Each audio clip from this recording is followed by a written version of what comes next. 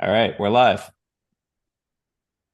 All right. Hello. Welcome, everyone, and thanks for joining us today.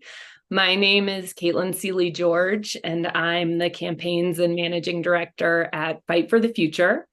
And we're so excited today to be premiering the Creating Tech Futures video series from Exposure Labs and our accompanying campaign page, takebackourInternet.org.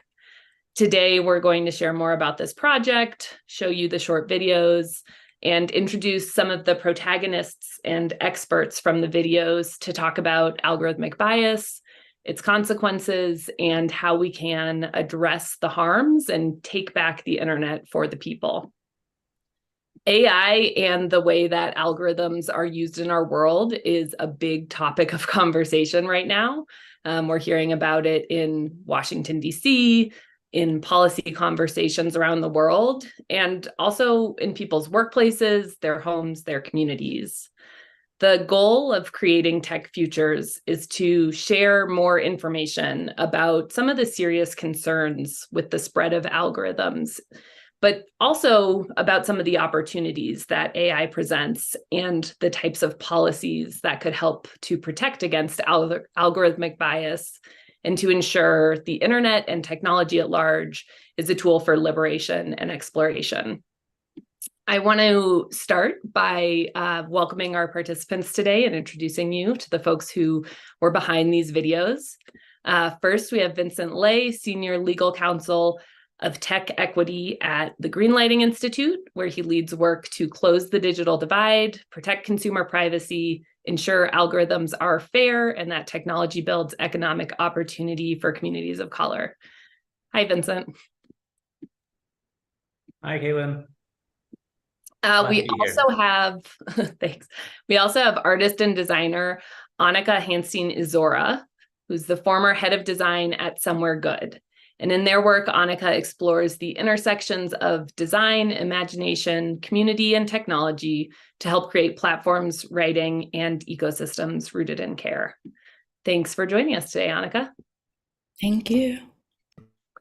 From the Exposure Labs team, we have Sam Adler, Senior Impact Manager and Series Impact Producer, and Josh Clark, Senior Manager of Short Form Content and Creating Tech Futures Series Producer. Hey, guys. Hey, thanks for having us. Hey, everyone. Just a little background, Exposure Labs is the award-winning social impact film studio behind The Social Dilemma, Chasing Coral, and Chasing Ice. And Exposure Labs embraces storytelling as an essential driver of cultural transformation. Creating Tech Futures was produced and directed by the Exposure Labs short form team. And again, my name is Caitlin Seeley George. I'm with Fight for the Future. We're an advocacy organization that fights to ensure that technology is a force for empowerment, free expression, and liberation, rather than tyranny, corruption, and structural inequality. I also want to let people watching know that if you have any questions about this project, you can drop them into the YouTube chat and we will try and answer them today. But to start, I wanted to ask Sam and Josh about how Exposure Labs decided to create these videos. How did the project come together? What kind of impact do you hope it has? And what would you like our audience to know about this project? Definitely. And thank you, Caitlin, for kicking us off. Again, my name is Sam Adler. I'm the Senior Impact Manager at Exposure Labs. We are the social impact studio that is most well known for our feature films. But in the last year or so, we decided to invest in short form production with the goals of reaching new audiences through different distribution and also the ability to tell more stories from movement spaces. But I'd love to pass it to Josh Clark, who is the producer of Creating Tech Futures. So he can talk a little bit more about the creative process and why we chose to go about it the way we did. Thank you so much, Sam, and thank you again, Caitlin, for having us. The genesis of this, I really have to give credit to series director Carrie Pang.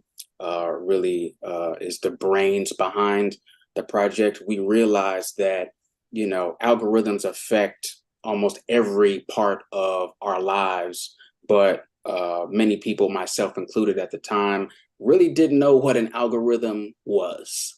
We had heard the term, but we realized that, it affected things like, your car loan, the rate you get on your car loan, home equity loan, things from school acceptance, things of that nature, healthcare. It is pervasive in every bit of our lives. And we wanted to let people know not only that that is the case, but that you don't have to be in fear. There are solutions to algorithmic bias. It is a thing that exists, but we wanted to inject some hope in what can often seem like an overwhelming topic. And one of the things that we also wanted to make sure was when you get to the genesis and the core of so many movements for justice and for equity, you are going to find people of color. And we wanted to make that clear and highlight that expertise does come from these marginalized, often ignored communities.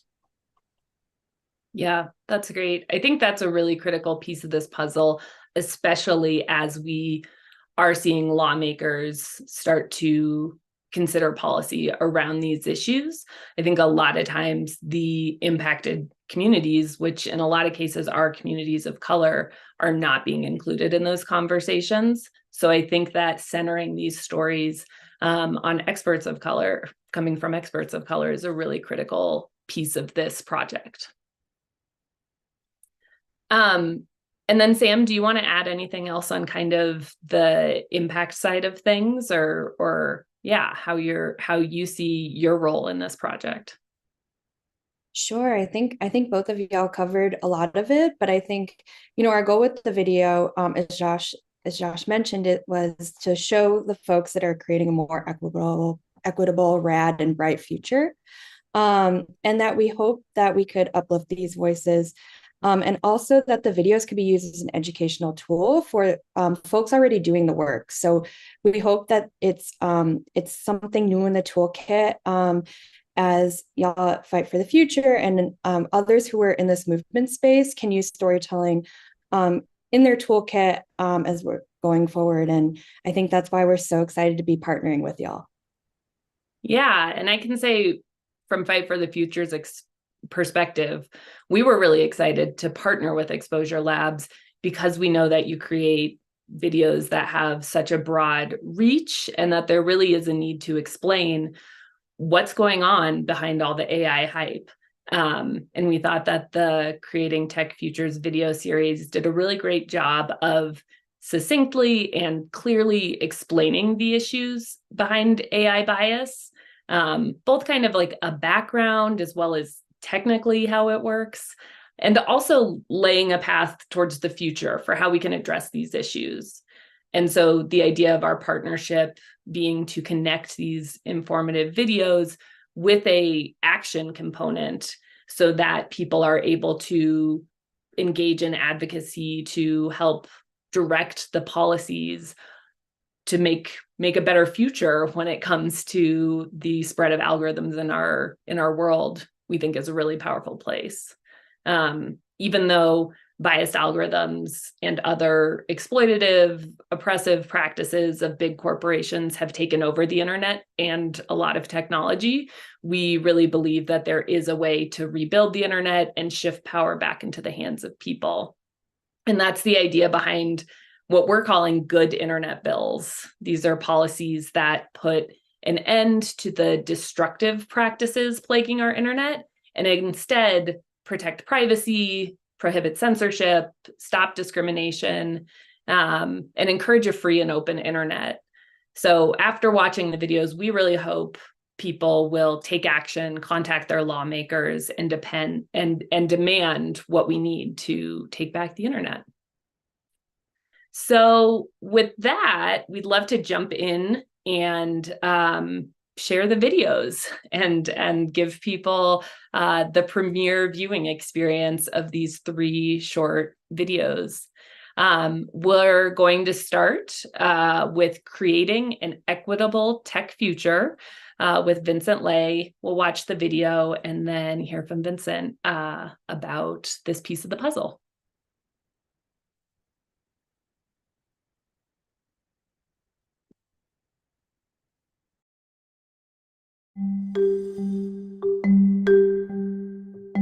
people need to know that algorithms are not inherently fair or objective. When they discriminate at scale because they're making all of these decisions that essentially will determine whether you can succeed in life. Absolutely think algorithmic bias is a civil rights issue.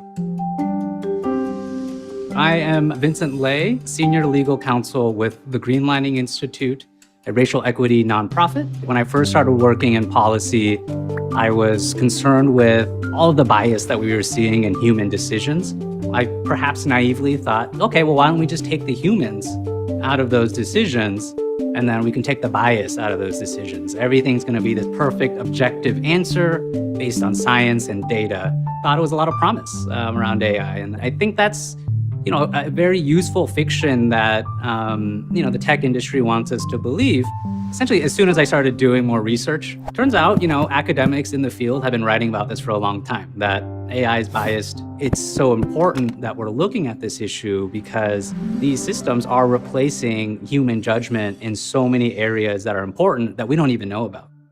An algorithm is essentially a set of steps, a process to complete a task or make a prediction. So if X happens, then I should do Y.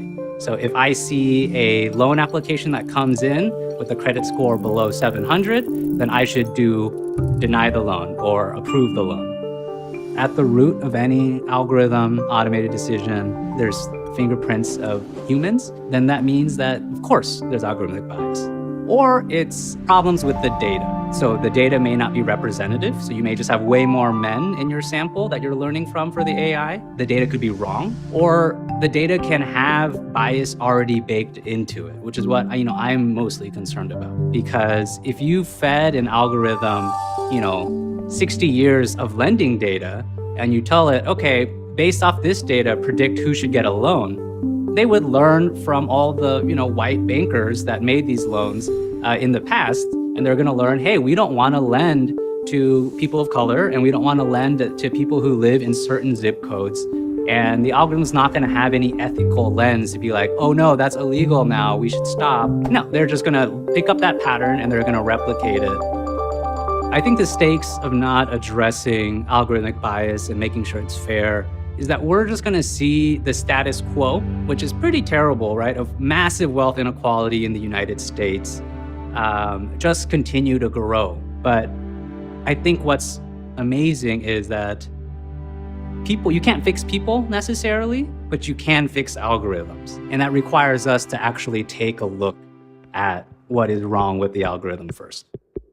So algorithmic transparency is a way for us to get a little bit more agency. We need a mandate that companies have to disclose this either to the public or to the regulators, how their algorithm works, how it makes a decision about you, and the ways that you can contest if you disagree with the decision. It's a nutrition label of sorts for algorithms. We really need to make sure that we get the rules right so that in the future, we don't continue perpetuating the bias that is baked in our data. I don't want people to think that they have no power, no agency in these situations. I have to work in politics in addition to working on policy and the law. You'll be surprised at how effective one constituent phone call to your local legislator, your assembly person, your senator can be. They do care. I know it's funny to say that. I had to stop myself from laughing, but they do care, right? And I've seen that myself. And you don't have to have these big asks. It could just be like, hey, test algorithms for bias. I think it's really important for the public to get their voice in, because right now it's being dominated by big tech lobbyists, and we don't have enough people coming in to say that my parent got less care because the AI algorithm saw that I wasn't going to spend as much, because people don't know enough about why these decisions are being made. So I'm seeing that begin to change. And I think that's how I came to peace with the fact that algorithms are flawed, but still something that I pursue and I support and believe in the potential of, because we can fix these algorithms. It is possible.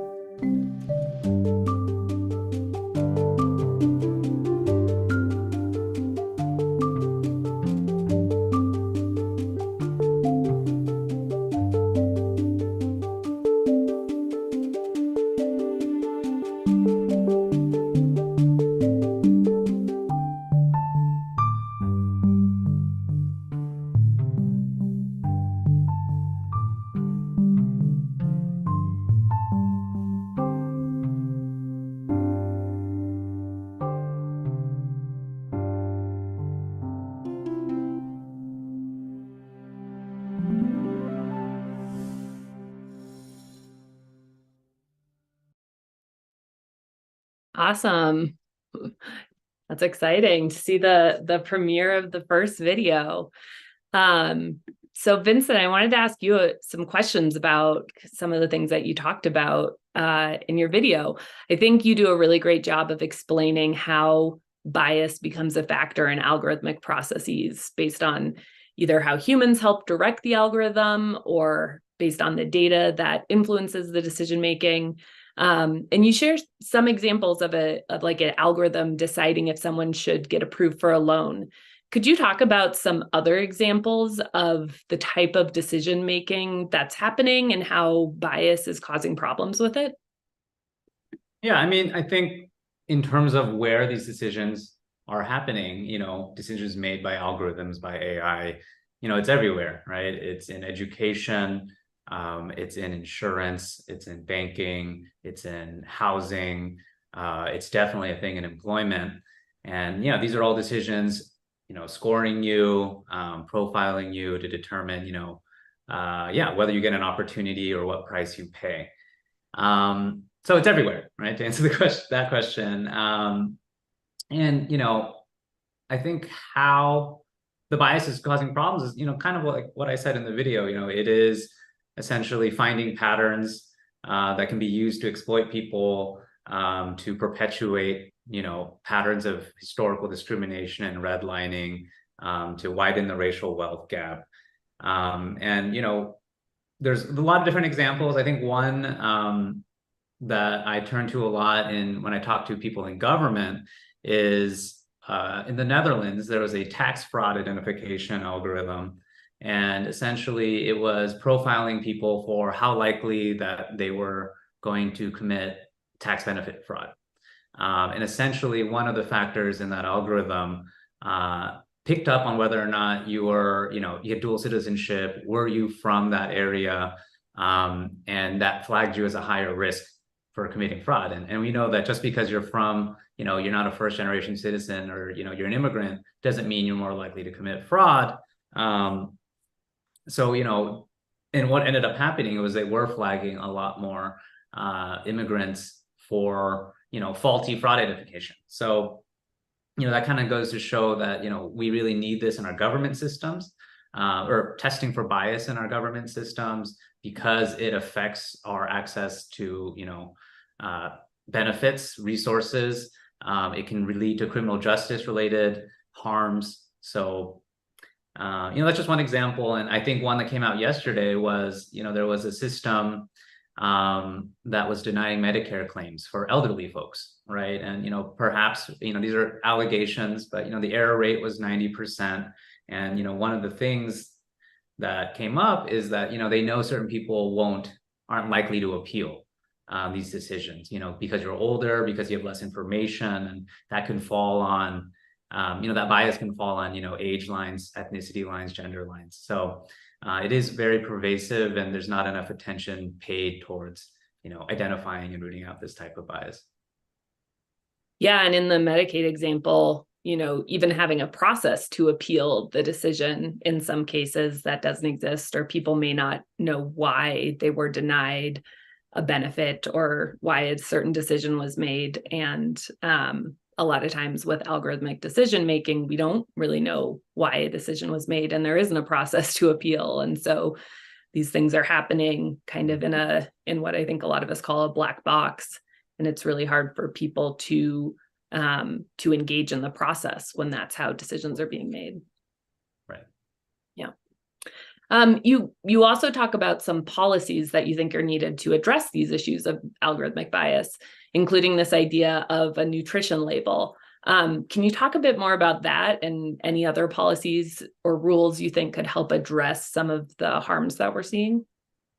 Yeah, that's like what the majority of my work focuses on. So I have a lot of different ideas for what we need, but I think at the most basic level is, you need to require companies that are using these systems, companies, organizations, governments that are using these systems to make decisions, to check for bias, right? To, create their definition of a fair decision, test against it, identify differences between performance. Maybe you find out you're creating, an adverse impact in the legal term on people of color, right? You need to figure out why that's happening. And then, that's what in the video, I talk about algorithms can be fixed, right? You can't like math out the bias in a person, but you can do that in an algorithm if you've designed it properly. So I think, you need to mandate this testing and risk management in high risk areas. And I think in addition to that, right, we need rights as consumers, right? You need the right to control our data and how it's used in these systems. So you need the right to opt out of the use of your personal information in making decisions, to correct your data if the decision is wrong because they have the wrong information on you, to delete your data. And we need to know how these systems work, right? What are the inputs? How is that used to make an output, a prediction, a recommendation? And I think, that Medicaid example, what's really important is you need a right to contest an automated decision. You need to be able to say, hey, I don't agree with this, but I need to know why. You need to know a lot of information before you decide to pursue an appeal. So I think that is the information consumers need when they're subject to an algorithmic decision, right? You need to know how the system works, and you need to know how accurate it is, right? I think if people knew that, their algorithm had an error rate of 90%, they're much more likely to appeal if they didn't know that. So those are just some of the things that we need, right away. Yeah. And I think as the broad public is getting up to speed on these issues, that's where a lot of our lawmakers and policymakers are too. They're getting up to speed. So I think when you say, sending an email to your lawmaker can make a big difference. I think as they are trying to figure out what the right policies are to address these issues, hearing from constituents and hearing from the public is a really powerful and important piece of the project. Absolutely. And, it's been happening, right? I've had a lot of folks reach out to me, staff that work with legislators saying, hey, what's this AI issue about? What should we do? So, this video is going to be really helpful for folks to understand what's at stake. And, I do think, calling and letting them know that there is support for this. And it does look like bipartisan support on a lot of these issues. That'll be really important to actually get, legislation that can get the policies that I just mentioned, right? Transparency, testing, data rights. Yeah, absolutely. So if you are kind of envisioning a world where we have conquered algorithmic bias and figured out ways to math out that piece of algorithms, what do you see as some of the positive possibilities for algorithms, for our technology and the internet in general? Yeah, I don't really need to, in my normal work, I don't talk a lot about, the benefits of algorithms because big tech does that all the time. But, I personally do think, there are lots of potential benefits to these systems. That's what I came into this work thinking. I still believe that. And I also don't think you need to wait until we've eliminated all the algorithmic bias before we can start getting those benefits, right? I think we are getting them now. A lot of governments are using these systems that are, predatory marketers are using to target, expensive loans. You can use that. You can flip it on its head and target those same, vulnerable folks with access to government services, whether that's access to, low-cost internet, food resources, information on housing assistance. So, you can kind of take the same systems that are targeting and profiling people for, discrimination and kind of flip on its head to target resources to those people. And that's what we call algorithmic greenlining, right? The opposite of redlining is how do we drive more investments using algorithms into communities of color. And, one example of that in both California and now federally are a lot of the climate investments that we've committed to as a country and as a state here in California. They're using algorithms to direct funding to disadvantaged communities, right? And they're using data points.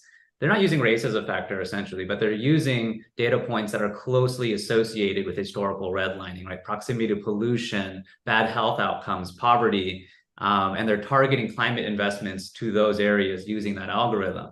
So, I think a lot of good stuff is happening, and it should happen alongside, our efforts to eliminate algorithmic bias. Yeah, that's great. That's great to hear about some of those examples of how it's already happening. And yeah, just the concept of obviously your organization's name, but how we can use these tools to greenline access to resources and ensure that more communities are getting what they need. Well, thanks, Vincent. Let's move on to our next video, which is creating a youth-led tech future, which features Sneha Revanur.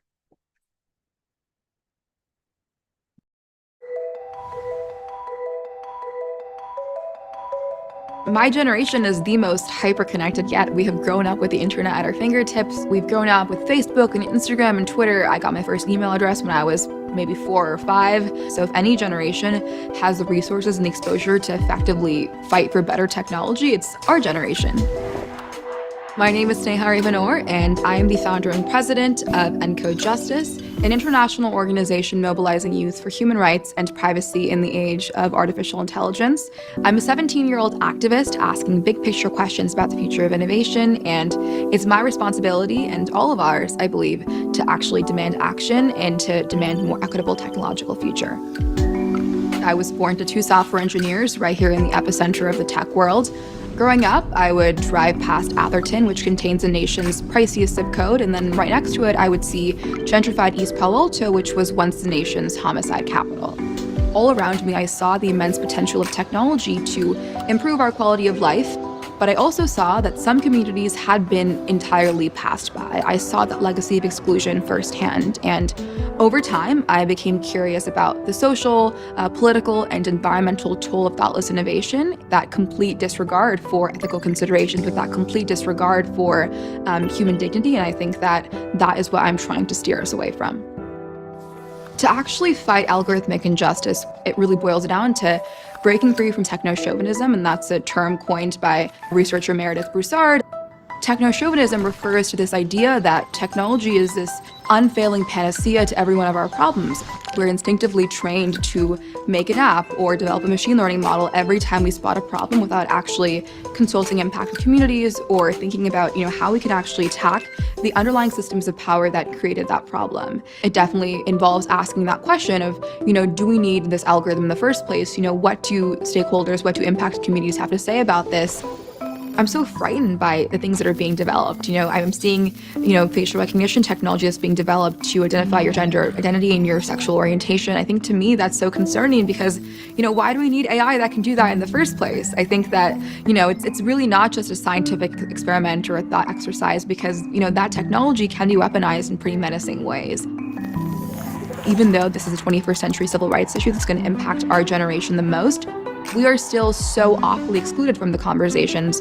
There's this overarching assumption that you need to have a certain set of academic or professional credentials to take part. Lived experience is also a worthwhile qualification, and I think that that's what my generation really brings to the table. To ENCODE Justice means that you are fundamentally centering the opinions and the voices of impacted communities when you develop technology. If we actually begin to plant the seeds now, then when people my age actually begin to enter the tech workforce, we can bring that perspective to the table and we can actually reshape the way that we approach innovation. The world I want to live in is human-centered and people-powered.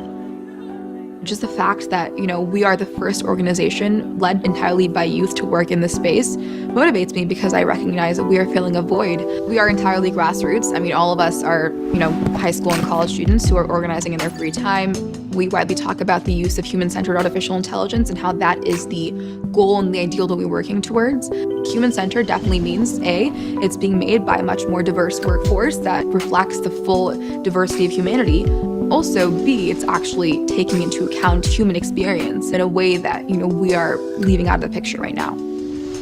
Algorithms can be our allies. Algorithms can be used to challenge existing power structures and narratives and to completely reimagine the way that we see the world in a way that humans alone can't do. My belief in that more equitable future is precisely what guides me in this work and what gives me the conviction to continue. To me, that is the promise of AI, and that's worth fighting for.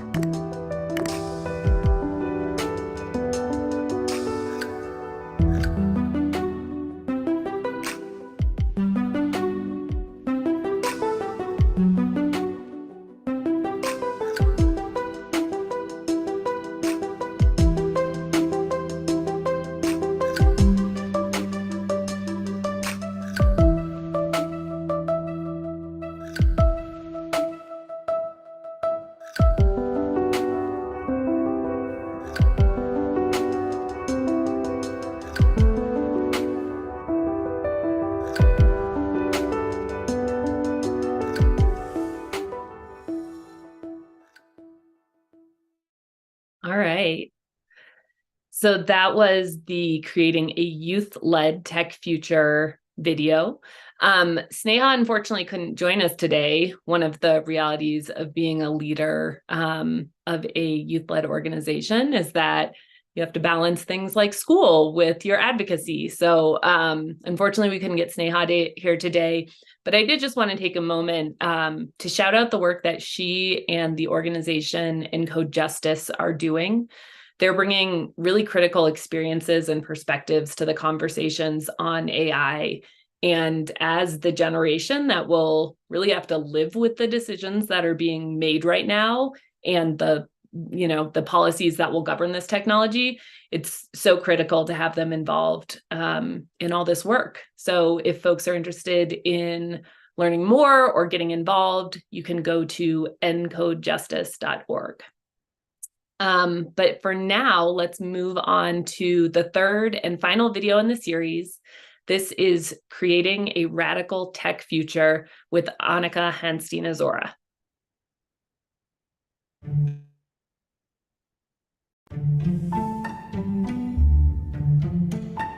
There can be this energy that it is impossible to change the way that the internet is today. Just quit the internet, just stay off of it. But I feel like we're losing sight of the possibilities that the internet offers. When you look in the mirror at something and you notice the cracks in it, that's just an opportunity of different ways of seeing.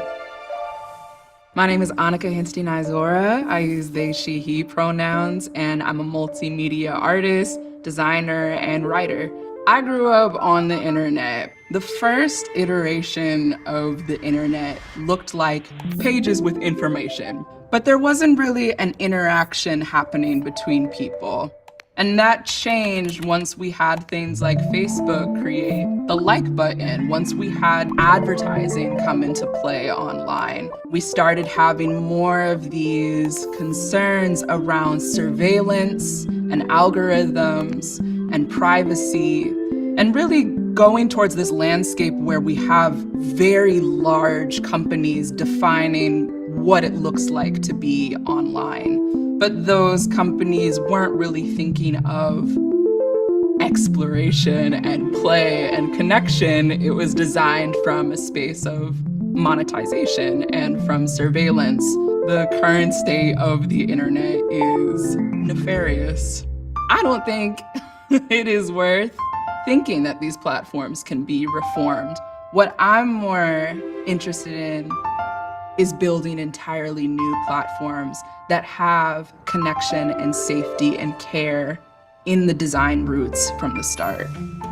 I was raised by both Black gardeners and Black technologists. I always have been looking through creativity and technology through the lens of an ecosystem and a garden-like space. Digital Gardens is an approach to thinking about how online spaces can be built from the idea of a garden. So spaces that value interdependence, that value multiplicity. Gardeners are the users themselves. A seed might be a text thread, it could be a song, it could be a clip of a video. So the gardeners are taking these seeds and tending to them through water and sunlight, which can be thought about as the practices needed to grow that knowledge into a different and more tended to space. Some examples of what a digital garden can look like where I work, Somewhere Good, which is an audio platform that is thinking about the connections that we can have online. This platform also works in a non-linear format and has multiple people coming together to answer discussion-based prompts, adding to a sonic archive of knowledge. We wanted to design Somewhere Good in a way that went up against hierarchy. The way a lot of social models are designed online, the more likes you have, the more followers you have. That's supposed to be an indication that what your content is, and thus who you are, is better in some way. But we're thinking about what authentic connection can look like online. And to us, that meant removing hierarchy, and that went into the design itself. The internet is becoming more and more entangled with our day-to-day life. It can be overwhelming to think of all of the different harms that are happening in the current technological landscape, but really, small actions lead up to these larger structural changes. So just start with, how do you feel when you are online? How is this actually serving you? A radical tech future would feel like freedom, would feel like care, would feel like deep intentionality, would feel like making space for joy to exist. And that's where I want to look to cultivate hope for myself. I think there is a wider possibility for freedom than people imagine.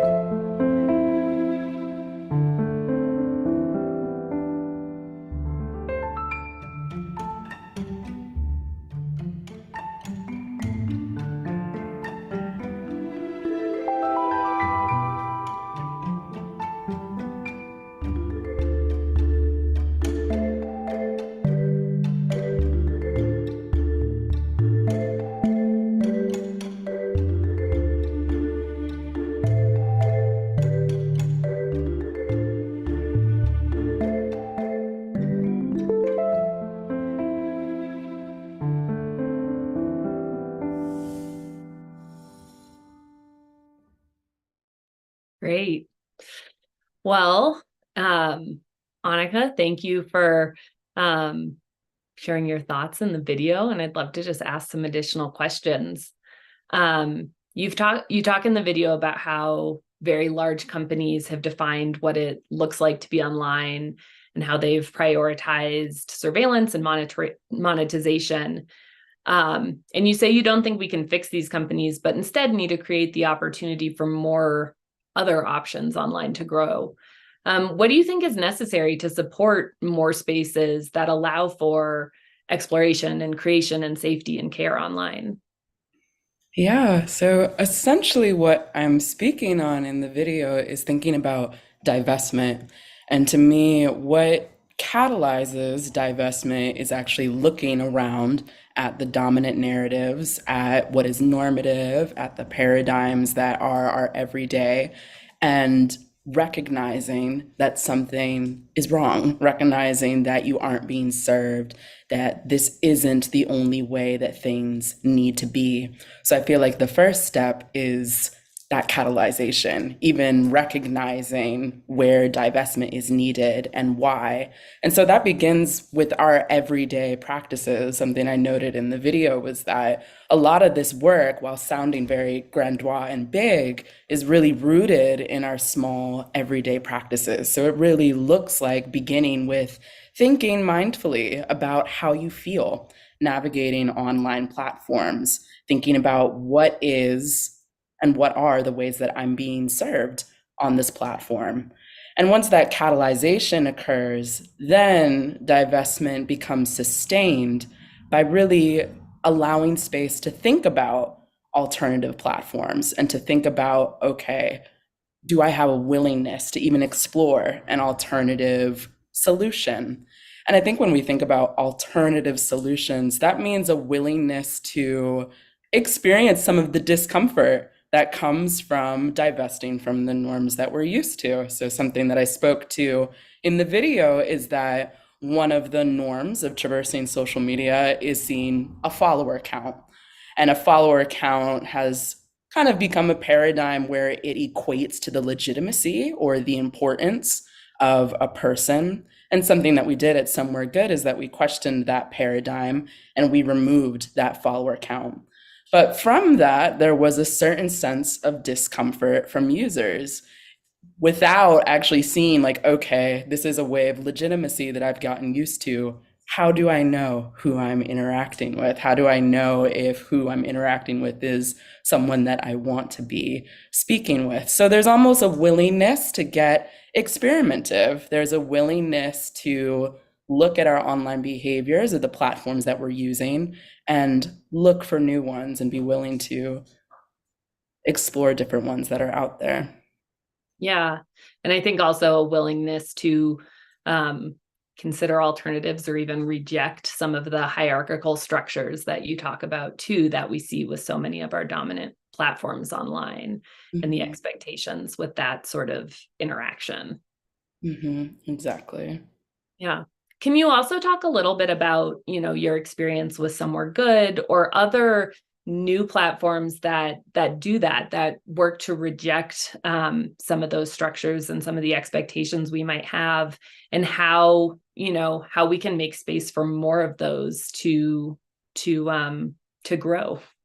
Yeah, absolutely. So I feel like I noted, one of the ways that divestment becomes sustainable is actually being willing to explore alternatives and see how they can become a part of your daily experience. So there are platforms like Somewhere Good, but there's also platforms like Arena, which is a crowdsourced platform that is about exploration and exploring different archives. There's MMM.page, which is a platform for creating really interactive multimedia websites that kind of go against the minimalist design that we find in a lot of different platforms, and actually moving towards maximalism, moving towards what it means to show a multifaceted identity online. There's platforms like Lex, which is a social media platform that is for queer people, that's thinking about data privacy in different ways. So I think when we're thinking about these different platforms, it's not only thinking about, is this platform itself something that may serve me in my everyday, but it's also looking at the way that the platform is built and is navigated, looking at the way that the platform is actually using your data, looking at the way that it's showing up for monetization and surveillance in a way that is transparent, looking at the leadership of these platforms and how they're run. I think it goes from top to bottom, looking at the approaches that these companies are doing in order to tell yourself, like, oh, this is sustenance, this is actually tech being done differently and in a way that is really being sustainable and growing. So those are a few that come to mind. Those are awesome. Those are great to hear about. And then one other question, I think you do a really good job of highlighting the fact that some of our fear and the negative impacts we're seeing on the internet also misses out on identifying some of the possibility of the internet. So what do you see as the potential of the internet that is worth protecting and fighting for? I feel like so many of the defaults to the internet are set on monetization and surveillance and addiction and unfulfilling connections. So the potential that I am fighting for are that the defaults to the platforms that we navigate are to support our joy, are to support our multifaceted identity and expression, to support care both individually and collectively. I'm really inspired by Nema Gitere, who's a guerrilla theorist and really does a lot of work in internet culture. And something that she speaks on is data healing, which is thinking about the ways that the internet can be a source of healing and a source of joy. And so that's where my potentiality is rooted in, and really thinking about there are alternative ways that this all can work. And Facebook, it launched publicly, like to those 13 and up, with a public email address in 2006. And so I guess I refuse to think that a platform that has been around for 17 years is going to be the narrative of how the internet now has to flow for the rest of the future. So really rooting within the potential of something more is what I'm rooted in. Yeah, I love that. I think that's a really good point, that so many of us remember the internet before Facebook. And so we have to imagine that there's potential for a post-Facebook internet as well. Well, thank you so much, Annika. We've got a question in the chat from Stephanie, who asks, and this is for everyone, what do you think are the best resources for the public to find reliable news and information with the most accurate and unbiased algorithms?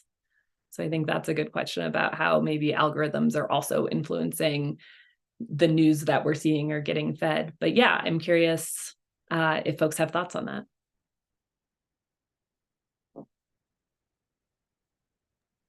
I'll say quickly, and this is just my personal opinion and experience, my background is in journalism.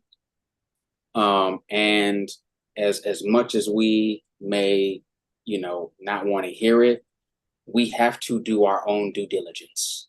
Because I'll tell you right now, I do not have the answer to the website or the publication or the news broadcast that is going to give you the truth, the facts all the time. I think we're all aware of that, but we have to always continue to ask ourselves, ask people that we know, people that we engage with and are exchanging information with and news with, who wrote it, where does this source come from, what are their intentions, and what is the money behind it? And I think if you answer those questions, you will answer the question for yourself, is this a reliable source for news and information? I may also jump in too and just say that shouting out everyone on this call, because they have been my sources and I'm so lucky to have been in communication with them, and just giving them a little shine that when you go to the website post this webinar, that they've provided a few additional resources that might be helpful. And, I wanted to pick up on one of the points Josh made about doing your own due diligence. There's a lot of talk about, generative AI and, misinformation through these algorithms and these systems. And, everyone's looking for solutions, but, at the end of the day, it is on, us, whether it's like training workers now or training, in the schools, how to, think critically, how to, be able to spot this and because it's not really going to go away. All that's going to, it's going to be there in some form or the other. So it's up to us to, be able to teach, those in our families and our society how to process this information, how to understand the ways that algorithms manipulate us and, how addiction can form through these systems and find ways to break out of it.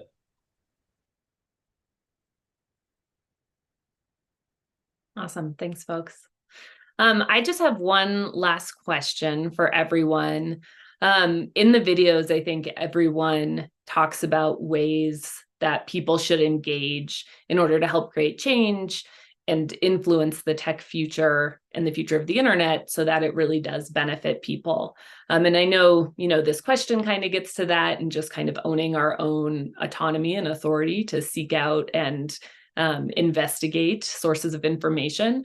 But I would want to open it up to the whole group and just ask if you could share any thoughts on how you would encourage people to get involved or engage in this process moving forward. I'll make a pitch. There's a lot of interest and attention in Congress right now and in all the state legislatures around regulating this technology that wasn't there even last year, right? So I think we have the potential to do a lot, and I'll just kind of reiterate my ask is get involved locally in your politics in your state, and I hear all the time a constituent call changed my opinion on this, changed my vote. Having been part of these conversations internally, it is, they don't get a lot. A lot of folks don't get a lot of calls. So if this gave you any ideas or made you want to call for testing of bias in algorithms, just let your representative know. Yeah, I feel like that is so critical. And I think echoing off of Vincent, a framework that I really find useful when thinking about involvement in social good or in social change is Deepa Iyer's social change ecosystem map. And something she teaches is that we all have a different role when it comes to being involved in movement work, in social change, and social good. And that in knowing our individual role, that really can sustain our work and our practice, and also in being collective in nature and working with others. So I suggest you check out that resource. And with that, find your individual way that speaks to you in terms of getting involved within this work. Are you more on the side of being involved in legislation? Are you more on the side of wanting to be an experimenter and wanting to build alternative platforms? Are you more on the side of wanting to be the one to instigate with your friends and family, looking into our platforms and exploring that side of things? There's so many different ways to get involved, but I think it's a question of what is it that speaks to you, so that you can make that a sustained practice. Because I think, like a lot of us has mentioned, this is work that requires our sustained action. So knowing what really speaks to us allows us to ground within that sustainability. Yeah, absolutely.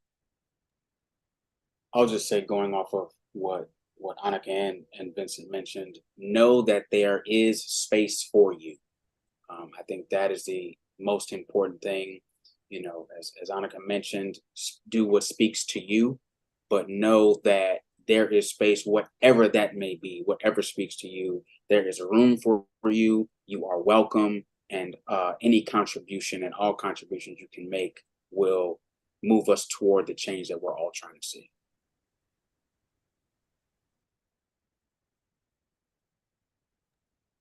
Seconding what everyone has said so beautifully.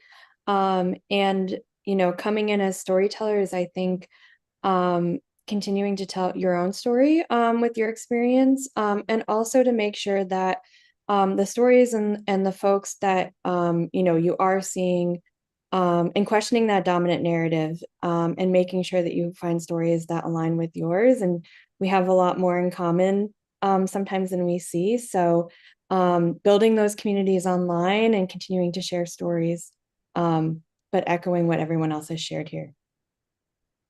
Yeah, thank you. Those were all beautiful answers, thinking about, you know, making sure that you know that you have power to reach people, and that there are various ways for you to use that power. There's place for you, and that, you know, as this project promotes, storytelling is such an important piece of the puzzle.